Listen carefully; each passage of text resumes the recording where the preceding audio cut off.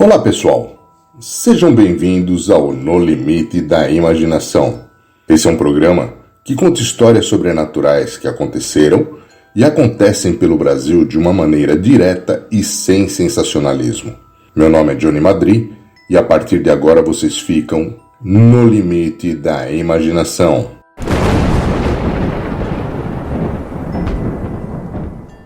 Hoje vamos contar a história que eu acredito ser uma realidade, pois em qualquer país do mundo existem narrativas a respeito desse ser. Leve em conta também o respeito por pessoas que vivem nas zonas rurais e que passaram por algum tipo de situação diante dessa lenda ou dessa figura folclórica. Possuo pessoas muito próximas a mim que tiveram experiências marcantes com essa fera. Relutei muito em contar essa história devido a algumas pessoas pensarem que é chover no molhado, mas a pesquisa que fiz me levou a falar dele, pois é algo muito mais sério do que pensávamos. Algumas fotos que se encontram nessa narrativa são de outros países, e as coloquei aqui para mostrar que o Brasil não é o único que possui relatos dele. Hoje, vamos contar a história do lobisomem. A lenda do lobisomem surgiu na Europa. Os relatos mais antigos existentes sobre esse ser levaram os estudiosos a concluírem que sua origem está na Grécia Antiga.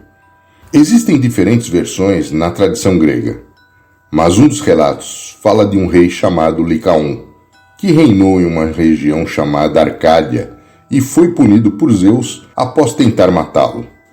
Isso aconteceu porque Licaon era conhecido por realizar o sacrifício de humanos viajantes que visitavam seus domínios. Zeus então disfarçou-se de viajante, dirigiu-se a Arcádia e foi recebido por Licaon em um jantar. Este planejava matá-lo em seguida. O rei da Arcádia ofereceu carne humana para Zeus, que, enfurecido, puniu-o transformando-o em lobo para sempre. A origem grega do lobisomem inclusive deu nome à lenda, pois esse ser também é conhecido por licantropo, tendo licos o significado lobo e antropos de homem. Por fim, existem alguns estudos que apontam que o lobo era um animal que recebia culto na antiguidade.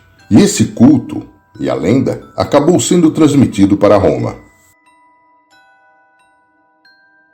Em Roma, além de ter existido um culto ao lobo por meio de uma festa chamada Lupercalia, ou seja, a festa dos lobos, existia também a história de um homem que se transformava em lobo. E lá, esse era chamado de Versipélio. Como os romanos conquistaram uma quantidade vasta de territórios, a crença do homem que se transformava em lobo espalhou-se principalmente pela Europa.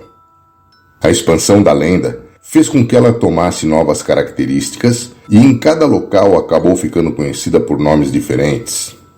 Em locais cristianizados, este tornou-se um pecador amaldiçoado, que tinha na maldição do lobisomem uma espécie de penitência, até ser perdoado dos seus pecados. Naturalmente, a lenda do lobisomem chegou ao Brasil por meio dos portugueses, durante o período em que esses colonizavam o Brasil. Em nosso país, a lenda chegou e assumiu diferentes características em cada região. Em Portugal, acreditava-se que o lobisomem era um homem muito magro, com orelhas compridas e nariz avantajado. Falava-se que ele poderia ser um homem amaldiçoado por ser predestinado à maldição, bem como esta pode ser uma penitência de pecados cometidos. Havia também uma relação da lenda com aspecto moral, pois acreditava-se que o filho nascido de um incesto seria um lobisomem. No caso de predestinação, acreditava-se que o primeiro filho homem nascido depois do nascimento de 7 filhas seria também um lobisomem. Uma vez transformado nisso, o ser partiria à procura de cemitérios de pessoas para alimentar-se. No Brasil, a lenda do lobisomem o define como um ser, parte homem, parte lobo, que foi amaldiçoado com a licantropia, ou seja, o ato de transformar-se em lobo. Aquele que é amaldiçoado transforma-se no lobisomem nas noites de lua cheia.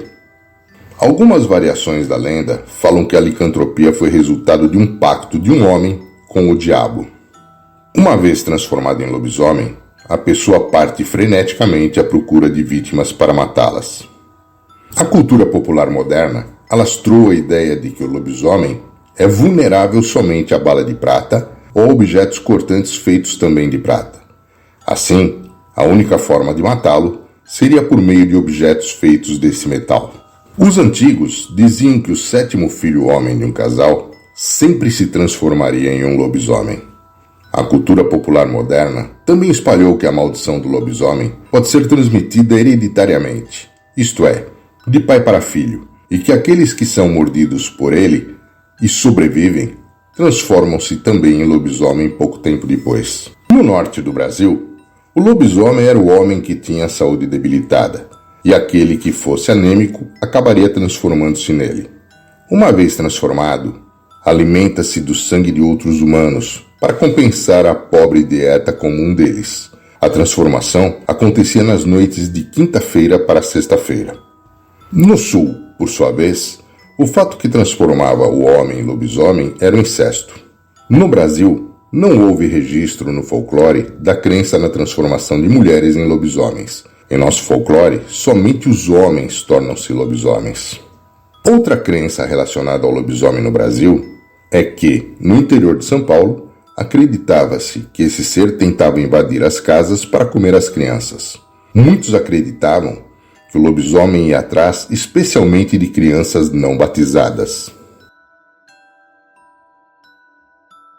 E também há quem acredite que as pessoas se transformam em lobos depois de serem arranhadas ou mordidas por outro licantropo.